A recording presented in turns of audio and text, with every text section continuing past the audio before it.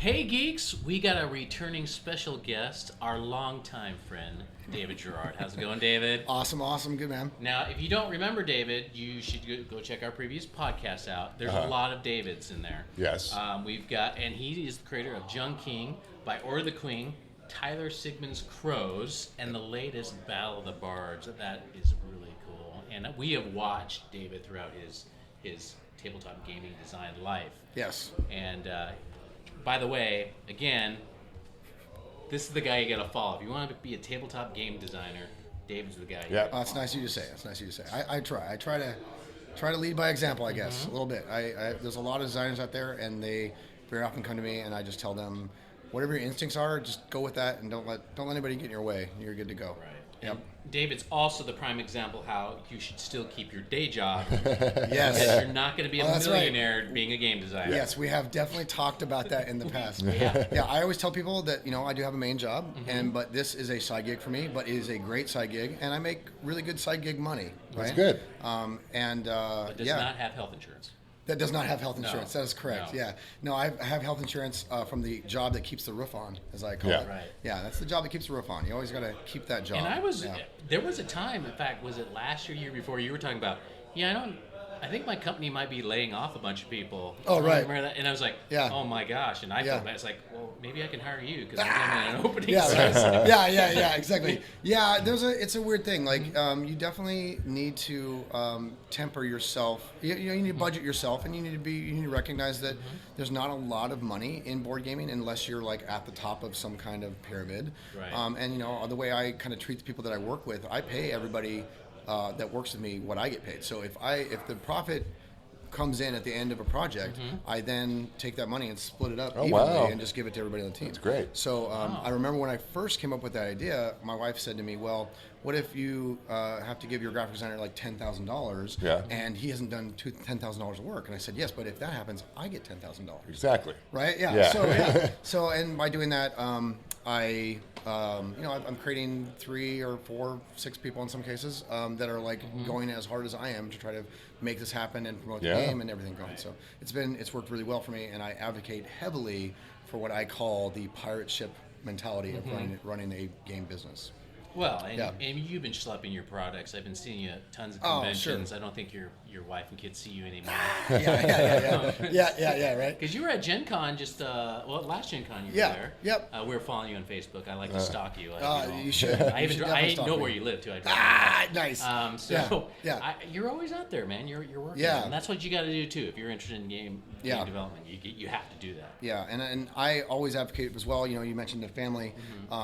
I actually bring my daughters with me. They're 11 and 13, and what I do is I essentially set them up as like salesmen, right? And they get to learn that aspect of seeing the gaming community. And the gaming community is such a great kind of community to have your kids grow up around, because everybody's so very patient and very nice when they recognize like, oh, there's a child in the community. Like there's no people are really receptive to that kind of thing. I don't know how to describe this without being really cliche, but but yeah, everybody's just so nice to my daughters, and they hear the pitches, they understand the games, they play the games with my daughters, and everybody's just so incredibly nice. It's awesome to include them in that as well. When we talked to you, we've talked to you so many times, but I remember you saying in the way you do your game development is you have one that you're pushing currently. Yep. Yes. You have one that you're about ready to do the marketing or Kickstarter. You're about ready to push that out. Yep. And then you have one that you've got kind of the concept on. Yes. Right? Yeah. And when we did that, it was when you were doing, I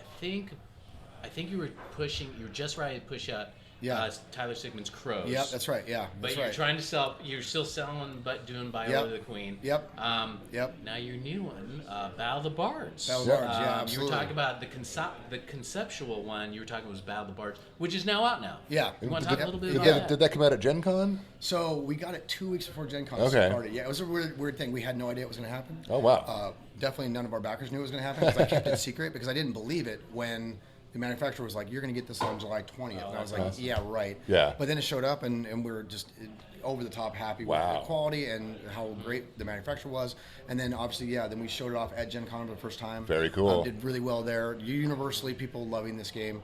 And so with Bards, we shorthand everything. So with Bards, with Battle of the Bards, Battlebar's 2-4 players. Battle of the Bards, it is foundationally, it's a deck builder game, but in the game you roll tons of dice. There's 60 dice in the box, but I kind of figure that everybody loves to roll dice, but nobody likes to roll dice and look down and realize they rolled badly, right? Yeah. So the way that I designed the game is in a way where when you roll, it doesn't really matter what you rolled. You kind of have a puzzle that kind of unfolds in front of you. So you'll see, like, I got 3 1s. What can I do with that? I've got like a 2 and a 3 and whatever. And then you figure out what you're going to do with it. And then you're kind of in a race against other players to win the Battle of the Bards competition by using your dice correctly. In a normal turn, you'll roll somewhere between 5 to 12 dice. It's pretty normal. And then, of course, picking up that many dice at once and throwing them is always fun. Yes. So, yeah. Battle Bards came about as a dad pun. And so it's the dad pun that became a game. And it's great. I have a buddy in my game group that loves to roll dice but hates deck builders. So I made this game to be like, let's see what's going to happen. Let me see you hate this game. But he loves it. So and I noticed you with Tyler Sigmund's Crows, it was a little diversion from your universe that you've created. Oh, yes, yeah. And you've come back, Battle of the Bards comes back to that universe. That's one thing we haven't talked about is that Tessendor universe that you have. Yes. Let's talk about that, because that seems to be your go-to thing. Yeah, it's a weird thing. So I kind of very early, when we were thinking about this, I made Junking. It was set in the comic book world that Justin made, and then we went to Bard of the Queen as our second one, and I said to Justin, I said, my artist, if I tell you that 25 years from now we would have, and of course this is really lofty, but I'm aggressive. So I said, if I tell you 25 years from now you're going to have the Warhammer Fantasy universe, wouldn't you start working on it today, right? Like, what? Wouldn't you do that? Right. Anybody in the game industry, you say that to them, they're like, yeah, I'd start working right now on that. If I knew 25 years from now, that's what I'd have. So I'm ready to buy my minis right now and do battle. Yeah, exactly. Right. Yeah, don't get me started. So, spoiler alert. Don't look. Yeah. No. So, we can talk about that in a second. So basically, the Tessendor universe was a way that we wanted to make a family-friendly fantasy universe that we can build games into. So if we have a game that we want to work on that could nudge up against that could use a fantasy theme, we can keep building into the same thing.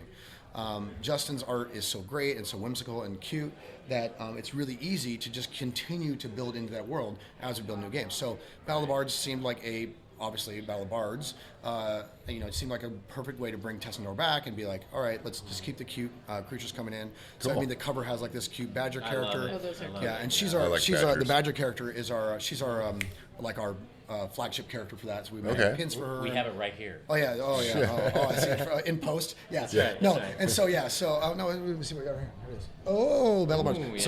So we've got the little badger character, and of course like the little frog guy and the alligator guy, and in everything that we do, he does those anthropomorphic creature things really well.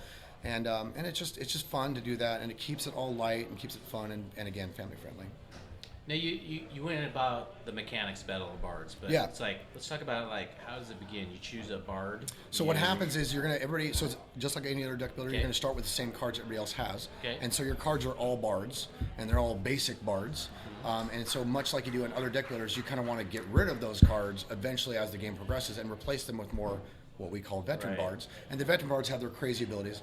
All the basic bards just give you more dice when you use them. So I see one now. It's like the musician, right? Yes, the musician. Yeah. So we're looking on the website here. We've got a musician there, and basically you can see on the left there it shows a little 4 with a little down arrow. So that means that you can put any dice on there that is 4 below, and then right next to it you see that it gives you a yellow die. Okay. So very basic.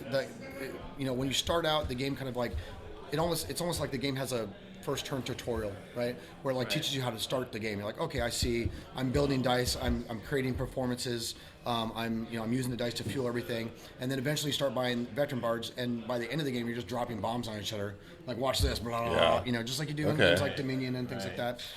By the end of the game you're like super proficient and doing crazy stuff. And so that's basically the structure of the game. I always jokingly say that it is a deck builder, but it's more like a deck nudger.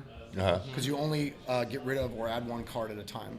So in most deck builders, you can get rid of whole hands. You can add, buy multiple cards. Right. But this game is you're kind of marathoning the deck builder part. So eventually you'll get to a better team. But it's really about rolling tons of dice. Now, this was Kickstarted, yep. right? Yep. Okay. And then you had it at Gen Con, which is great. Right. Yep. So we talked about you always have one you're in developing. Yep. What's the next thing, man? So the you next want to thing, reveal it right here. Exactly, right. Yeah. So the next one, I'll give you the next one, and I'll give you the next 2 ones. So wow. I'm always like, yeah. You're cool. The other ones just folks won't even tell us. Yeah. Sometimes. So I do have a couple things I cannot tell you because I literally have a title for a game that if I put out in the ethos, it's going to get snatched up. Yes. Right. Yeah. So I can't. I Maybe after this? I don't even whisper that one into my pillow. I'm afraid. The next game we're working on is called Slip Strike. It's this one right here that we're showing here. Basically the box is very kind of like 1940s, 1950s style. Justin's doing the artwork for that one as well. But Slip Strike is a 2-player game. We were both playing assassins trying to take each other out, and you both have access to teleportation and time traveling. Wow. Yeah. Okay, Definitely not in the same universe. I am sold. Yeah, definitely not in the same universe, right? Yeah, what's funny is that I have many people that I just say that line. That's all I need to know. They're like, yeah, how much is that game? And I'm like, hold up, I already told you what's going on. Yeah. But basically, with all the events and stuff like that you've told me, you noticed, I go to tons of events. We have so many people that come up to us that are couples.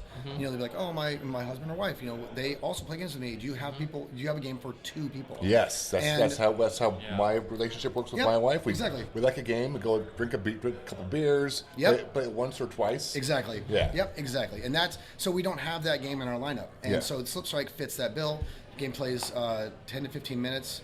And awesome. I would actually say I've seen 5-minute games. Like if you both have played the game before, like if you go over 10 minutes, that's gonna be rare. How much does it spread out? Like, can you sit at the bar? Yeah. Oh yeah, 100%. Yeah. In fact, that's where we do it. Yep. Yeah, you had me at 2 players. Exactly. So this is the whole. So I'll just take out some of the things here, but you can kind of see. Assuming we have people drinking on either side of us that we don't want to get in the personal. So what you're doing? Prototype? This is our prototype right here. Wow. So this is the board, like those 5 cards right there. And then what ends up happening is, I won't go like in super detail. Put your beer right in the center. Yeah, right on top of it, right. and then you spill your beer on your components, and So very simply, you then each have a hand of 10 cards, and you use the cards in this kind of this little cat and mouse style game, where where you're basically trying to set up shots, you're setting up strike zones on your opponent while trying to avoid their strike zones, and so we've had this game kind of came about as an idea. This one and Battlebar were the first ones I kind of designed from the bottom up. That started with how I wanted the player to feel. Like with Battlebards, I wrote down on a piece of paper, like I want to make it feel like when you roll your dice, you're looking at a puzzle, right? Yeah. And I want you to not be beholden to your die rolls. Like if I roll it, there's no rolling bad, right? The top thing for the game. Okay. For this one, I want people to feel like the game's intensity increases as the game goes on. Okay. Like a movie. Like yes. Yeah. And, yeah. Oh yeah. No, that's good. That's actually a really good example, actually. Because like at the beginning, Django is boring, right? You're like, I'm just doing that. That's easy. But at the end of the game, you're like, oh, like every play is like, oh. Right. Exactly. And that's what happens with this one. As you take strikes, you lose the ability to move around the board, and you lose the ability to slip out of a potential strike, and then you'll kind of be in peril where we'll be playing the game, and then if I've got so what happens is there's teleport cards. If you take a strike in a zone, then you have to discard a card to use it as a time travel, and then you have to discard the card permanently. Eventually, you'll run out of the ability to get out of it. Okay. So then you're holding no outs, and you're still trying to get strikes on your opponent to get them. And so towards the end of the game, it's like super intense. Could you still be bluffing? Like your opponent would know that you had no. Because you actually see bluffery. No, you see what's on the board. It's a lot of like guessing what your opponent's going to do. I've had a lot of people say that it feels like a very complicated version of rock paper scissors, but it's like you're playing. It's like you put down a card that says rock, and you're like, I really hope you don't play paper right now. And you're like, oh man, if you play paper right now, I'm screwed. And so, but there's like kind of like 4 layers. So whatever, rock, paper, scissors, Spock. Exactly. Yeah, there we go. Yep, exactly. So it's a little bit like that. That's kind of what the gameplay feels like. But as the game progresses, like it gets more critical that you win that round. And there's lots of moves that you can do, and we've added a lot of like cool ideas around like replayability. And so we're really excited about this one. This one started playtesting it around May, and this one's coming out really quickly because the game is so simple. It's going to be like 6 lines of instructions. It's going to be a 1 sheet of rules, and we'll probably kickstart this in probably about 2 months. Oh Awesome. wow! Okay. Yeah, it's coming quick. That's great. Coming That's quick. great. I want one. Yeah. So this one will only be $15 as well, which is going to be great for again our library of games, right? So what about the stretch goals? What do you think about stretch goals? So we have a bunch of ideas for this one. One of the obviously you can do component upgrades, right? And and anytime that looks like we can sell enough that we can upgrade the components without biting us too hard on actual costs, we'll do it. But we have some ideas around additional cards. So the basics of the game is that you only have these 3 weapons. So as stretch goals, we can add other different weapons and make it so that just to change the game up a lot. You also come to their house and play it. That could be a stretch goal. Dave Gerrard comes to your house and eats your food. What's up? I love it. Yeah, Okay. exactly. Yeah, stretch goal. If we hit $20, my team will have a pizza party, and we'll. All right. And we might show you on Facebook. I don't know. Right. So yeah, no, but we do a lot of fun things like that as well. But we always try to figure out ways that we can increase stretch goals and stretch goals are looking to we're looking to add more content to the gamers, and then also make it so that the game's more replayable. And so as we continue to unlock stretch goals, as we have in all of our games, that's what we do. So yeah, we're looking for that. But we don't really know where we're going to be on this one because $15 game is weird. 2-player games is also you're kind of niche-y. Yeah. So we don't know where we're going to stand on this one, but I know it's going to be made because we're committed to getting it done and getting it out there. So Cool. Do you feel a little more at ease because this is going to be your fourth or fifth one, Right. and Yep. you feel kind of like old hat. You're kind of professional at this now. Yeah, right. I get caught every once in a while when I'm talking to other designers, and this has been my 5th title and my 7th Kickstarter that I've run because I've done a couple for Justin's art, and I have to remember to not be super arrogant about it. Yeah. So, and the thing is it's not that I'm arrogant about me. I'm so confident in Justin's work that if Justin puts his art on a game, I feel that it will sell. Yeah. That's it, right? And so it's not that I'm super confident in my own abilities. It's just that the team that I've constructed, they work so well together that everything we put out is so good quality. It's a slam dunk almost every time for us. And so I'm confident that we're going to that if we put it up on Kickstarter, that we'll fund. I just don't know how much. Right, I don't know how far we're going to go. Right. I have no idea. Right. And just getting the game out there is great. I really enjoy having my name on a box, obviously. And I just want to, I always jokingly say I'm an artist, I'm an author, kind of, right? And I want people to read my book. I want people to look at my art and not puke. Yeah. So we could do the forward for you. Geeks of Cascade says this is awesome. Yeah. No. Yeah. I need it. We're gonna need those reviews. So yeah. No. I'm confident. I think that's what you're asking, right? It's if you're confident. Yeah. And I'm confident. I'm confident in a good way that makes it so that I feel like we can gamble every once in a while, that we can risk, we can take some risks and go really for the throat on giving the customers what they want and making sure that they're getting good value. So what's you said you got another 2 out Yes. there. So you want so you 2 said more. you're willing to reveal it. So here it is. So we got another one coming called Long Ships. It's a pick up and deliver style game where the pickup part is Vikings raiding. Okay. So you go out and then you raid with your Vikings. You actually load your boat up. You go out and then you raid, and then you bring all the goods back and sell them. And you're basically in a race against the other Viking tribes to try to get the most goods and bring them back and please Odin. Is this? So it's away from the universe. Oh yeah, definitely. So in this one, we're actually because Justin's not because Justin has a very whimsical art style and he's working on other games for me. We have another artist we're bringing in that's very good with drawing human faces and drawing them very realistic. So we're trying to do a more realistic play on this. I'm not the original designer on Long Ships. That's another game from Tyler Sigmund, who made Crows, and he's a big Viking. He loves the Viking lore, and so I wanted to make this game for him as well, where he can be happy with the fact that we've kind of been as true as we can be to the Viking lore. And then working with the artist, he's read a lot of really cool stuff that we can still. We don't make it. We can keep it inclusive, right? Okay. Yeah. So yeah, and obviously that's a big goal for us. Us being Seattle Lights and everything like that. So it's been great seeing his art coming out, and we're really excited about that one. The fun thing on that one is that it's very Tetris-like. Okay. So you have a boat, and then you get these resources, and you have to fit them on your boat, and people really love that part of it. Do you have an actual boat? It actually, so it's gonna be like a 2-ply thing. It's like a, those, remember if you played Scythe? Right, where they have the 2-ply, and then you could drop the thing in. It's like that.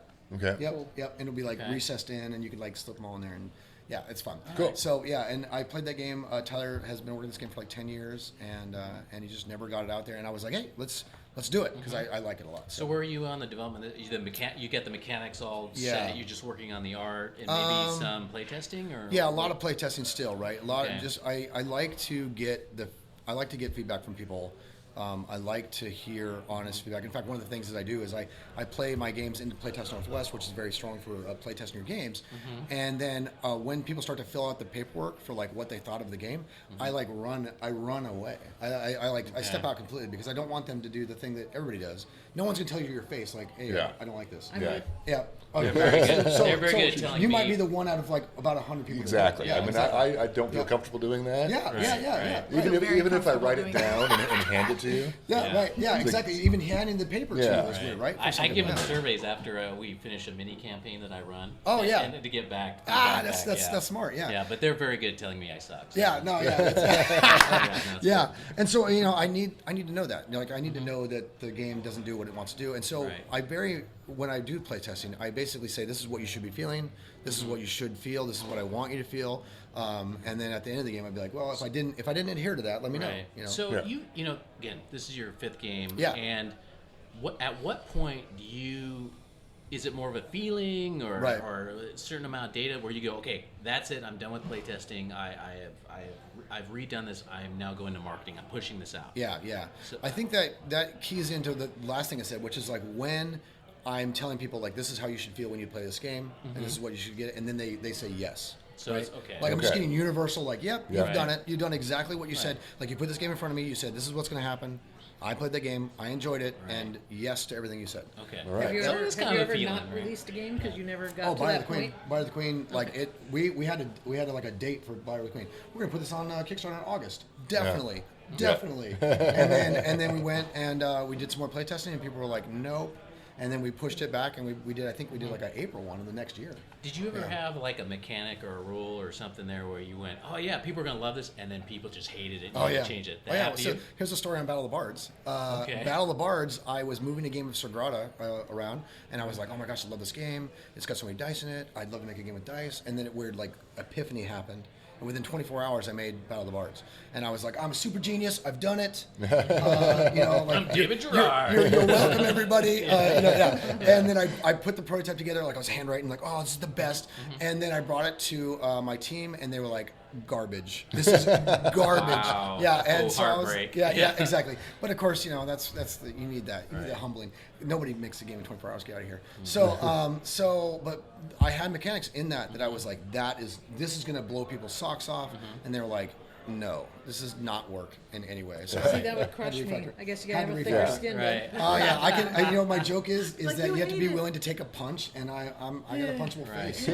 I can do it. I can take punches. So you did it. Okay, so you get the Viking ones. There's one more. You said you had 2. So yes. What's the other? So one? the next one after that. Is this the one you whisper in your pillow? No. No, So that one after that. Yeah. So I've got it. So we were talking about miniatures games. Yes. Okay. Yes. So I have a couple expansions coming. So we're going to do an expansion for Bards. Okay. I mostly bring it up just because I got to tell you the name of the expansion. It's called No Holds Barred. Nice. Oh. Okay. Yes. Thank you. Thank you. No Holds Barred. Thank you. You're welcome. Get it? Yeah. Good. So No Holds Barred, and in fact, in that one, it's going to be a lot more brutal, a lot more like attacking each other. David Gerrard. Yeah, copyright David Gerrard. Exactly. And then we have we're going to potentially do an expansion for Crows. But then I do have a game. I've got a lot of people asking for us to make a miniatures game inside the Tessender universe. We're trying to figure out how to do it without being ridiculous. We're trying to do something where we're not like, here's a box for $180. You know, we're trying to do it like in a way that is smart and makes it so that people that enjoy the Tessender universe. Typically, we're talking still about families again. Sure. No family wants to spend $180 on a board game. No. So I mean that's a gamer game, right? And I love making gamer games, but I need to be true to our audience. We get true to the people that really love that universe. So we're trying to make a miniatures game in that. And so we do. I don't want to say Dungeon Diver. Similar to a Dungeon Diver, but it has a bunch of different mechanics that will make it feel not like a Dungeon Diver. Oh, kind of an RPG type feel to it? A little bit, yeah. It'll definitely have a legacy feel, but not legacy where you rip up cards and stuff like that. So it'll have a campaign-like feel, but not a straight Dungeon Diver with like lots of miniatures. Okay. Right. I'm assuming you're probably at mechanic stage. We're at the the very rule-making, early right? prototype phase. Yeah, we don't even have a prototype made for that yet. I have a spreadsheet with a bunch of numbers. Okay. Yep, totally. And like notes of like, Right. this is what I want to do. And again, I write my notes like, this is what I want customers to feel. This is how I want them to interact with the game. I want them to feel this way. I want them to say, this is awesome. I want them to hate this part. I want them, like even with Slipstrike, I was like, very early on, I wanted to reward aggression. So people will give me suggestions on how you can change this game. I just keep loving you more and more. Right? Yeah. So people give me suggestions on Slipstrike, and they're like, "What about a card that does this?" And I'm like, "Well, that sounds like a defensive card." And I want you to be like, I don't want you to ever be like, "Oh, I can just sit back and do nothing this round." Like, it's aggression. Yeah. So So basically, this game, Yeah. the Slipstrike, Yep. will either bring people together or Yes. cause divorces. Yes. Or both. Okay. You know what's all funny right. though is that I thought for sure when I was making a 2-player game, Yeah. I had, and this is another game that we are working on, but it's far out. So I had a 2-player game that was asymmetrical gameplay where one person's a hacker, the other person's an agent. You're working together to like break into a facility and get something out. And I started pitching that game, and I was working on the game. I was prototyping that game, and then I would talk to couples, and as soon as I would say cooperative, one of the two would go, right? You know, like, and then I'd look and be like, "What's up?" And they're like, "Well, I like to beat my husband up, like when we're playing games." And I was like, "Oh, that makes sense." And so then I kept getting that feedback over and over and over again. It was like, "Oh no, we don't play cooperative games together, like at all. We just trounce each other. We just pounce on each other all the I time." feel like this would be a great game for me and my wife because she'd play it and she'd be like, I didn't want to hurt you, so I played this card. No, you're Yeah, supposed exactly. to. You're supposed to hurt me. You gotta bring her into the aggressor in yeah, It's a way exactly. to Because I maintain have no dominance. mercy. Yeah. You don't want to hurt me. It's like we, when we're at conventions and stuff, we get together, we play a lot of Dungeon Mayhem while we're waiting, and it is just pound on somebody. You just choose somebody and they get pounded. And we absolutely. would love it. Yep, absolutely. So that's why this game came forward like it did. We have so many people that just play 2-player game, or they just have the opportunity to play 2-player games more often. And they want to beat up on each other. So You know, David, there's one thing that we haven't talked about, and something I really love about you. This is good. Comes This is the spirit. It's good. You're jealous. He's going to propose. Well, I am jealous. I like to think that I helped with that. Yes. The fact that you give back. So I try. You're with Playtest Northwest. Sure. And they were telling me how you came back with a bunch of stuff for them to hand absolutely. So the fact that you're helping these other designers and game developers that have these hopes and dreams and turning to Playtest Northwest, and you're there to help them out. And I think that's really cool. I try, and the thing is that when I first stepped into the game industry, I had multiple people do that with me as well. All of them everybody's so nice here, it's ridiculous, and so it's, if I weren't to do that, then I would be betraying those people, right? Yeah. So you gotta have a big heart, and there's no, I always jokingly, you meet people that are not like that sometimes, that are like at my level or above me, and you're like, how do you, in your own head, how do you really believe that like if I sell a game that you don't sell a game? Yeah. Like gamers only buy one game. Yeah. That's No, that's not what I'm seeing. Yeah, exactly. People Gen Con halls for like 300 games. Yeah. Exactly. It's ridiculous. So I there's no reason why I wouldn't, right? There's no reason why I can't be as helpful as I can. People come up to me and they say, it seems like you have a path to victory here, and I say, well, I'll lay out my path in front of you. You can see it. It's probably not going to be your path though, right? Yeah. Like everybody has things they're willing to do and willing not to do, and things they're not comfortable doing. Like I'm not saying like illegal things. I mean things like just even talking to people on a podcast, right? And some people just don't like to do that. Yeah. And so you got to figure out your path to victory, and everybody's got one. You got a path to victory out there, 100%. You just got to find it. I think it helps that you're a salesman. I mean, you're just good. Bit. You love talking to people. I know you had a game store at one point. I did. You're really good at that. Yeah. So the other decision game developers make is, do they go to a publisher or they self-publish? Oh, yes. You self-publish. You go to Kickstarter. I've been called a self-publishing evangelist. Yes. More than once. A lot of them that we've talked to here, they're really nervous about, they're scared about, and they want to try to go to a publisher. Right. Why do you choose the direction you choose? Freedom.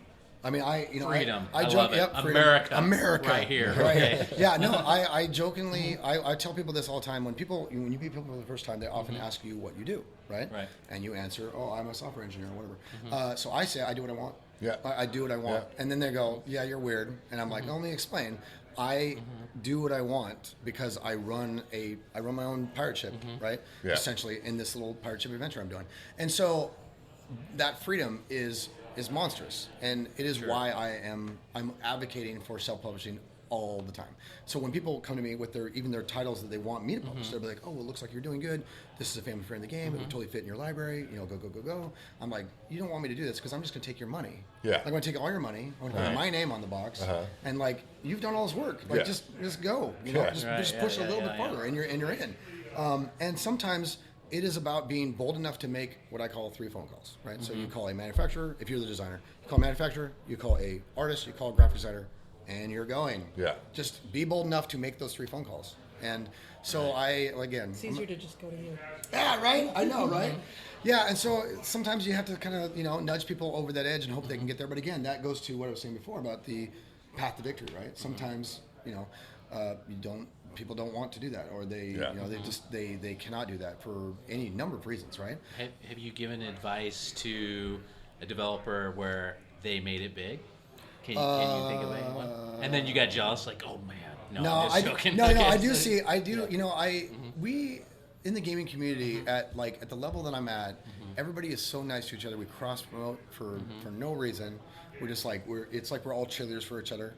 So when people start blowing out of the park, my position is always like, I knew it.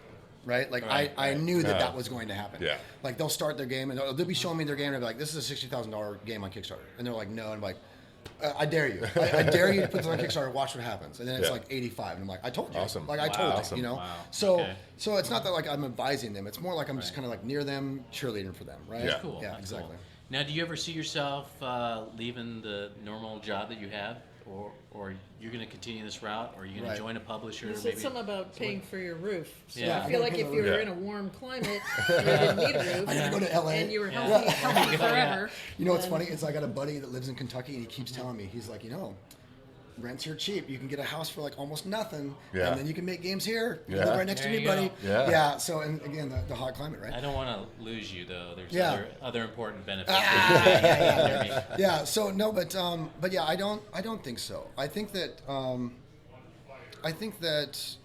the level at which I'm at as far as producing these titles, it proves that I can run small teams to do great things. Cool. So that translates well into other jobs, and it would not be hard for me if I lost this job or the job I currently have. It would not be hard for me to translate that into something new, right? Okay. And so, I do enjoy the 9 to 5 as well, just because the people I work with and everything. And so this is a great side gig. I'm making great side gig money, but it's not gonna. I don't know that it would ever, unless we had some crazy monster hit, right? Yeah. Which you can't bank on that. So, but we're enjoying the path we're on. So, yeah. Dave, it's always a pleasure to talk to you. I mean, awesome. This is a full episode. This is here we go. So thank you very much. Yeah, absolutely. All right, and hopefully we'll see you again. You're going to go at PAX West, I'm sure. I will be at PAX West. I'll be at PAX Unplugged. Okay. I'll be at OrcaCon. Excellent. All the things. That's why we love you, man. Yeah, there you go. All right, David. Thanks a lot. Thanks, man. Good luck on this next one. Absolutely. Woohoo.